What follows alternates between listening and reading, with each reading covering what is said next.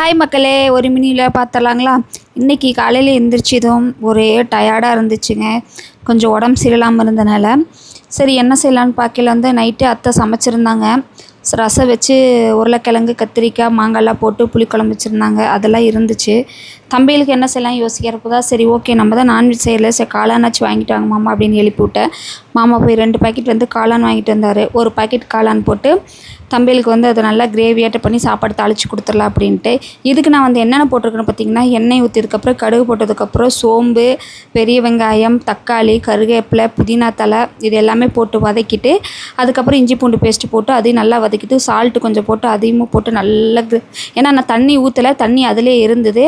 அந்த தண்ணியே சுண்டி வர அளவுக்கு நான் நல்லா போட்டு வதக்கிட்டு அதிலே அப்புறம் உப்பு பார்த்து உப்பு காரம் பார்த்து போட்டேன். காரத்துக்கு நான் பார்த்திங்கன்னா நம்ம சிக்கன் மசால் பொடி தான் நான் போட்டேன். எனக்கு சிக்கன் மசால் பொடி போட்டு தான் அந்த கறி குழம்பு சாப்பிட்ற டேஸ்ட் வரும். அதனால் அது போட்டு தம்பிகளுக்கு சாப்பாடு ரெடி பண்ணிவிட்டு அந்த கேப்பில் பார்த்திங்கன்னா சைடில் அதெல்லாம் தண்ணி சீந்திருந்தது. அது எல்லாமே நான் தொடச்சி விட்டுட்டு அதுக்கப்புறம் சாப்பாடெல்லாம் ரெடி ஆனதுக்கப்புறம் தம்பிக்கு இந்த கிரேவி ரெடி ஆயிடுச்சு. சாப்பாடு கிளறி கொடுத்து லஞ்ச் பாக்ஸுக்கு எல்லாமே ரெடி பண்ணிவிட்டேன். தம்பிகளுக்கு போட்டு கொடுத்துட்டு சாப்பிட்டுட்டு இருந்தாங்க. இன்றைக்கி தம்பிக்கு சயின்ஸ் எக்ஸாம் அப்படிங்கிற வீடியோ போட்டிருந்தேன். எல்லோரும் ஆல் தி பெஸ்ட் சொன்னீங்க. அவங்க எல்லாத்துக்குமே நன்றி. தம்பி காலேஜ் கிளம்பிட்டார்.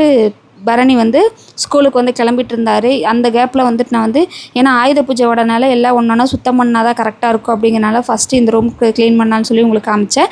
பரணியும் ஸ்கூலுக்கு கிளம்பிட்டா அடுத்தது க்ளீன் பண்ணுற வேலை ஆரம்பிச்சிடலாம். எல்லோரும் க்ளீன் பண்ணிட்டீங்களான்னு சொல்லி சொல்லுங்கள் கமெண்ட் பாக்ஸில்.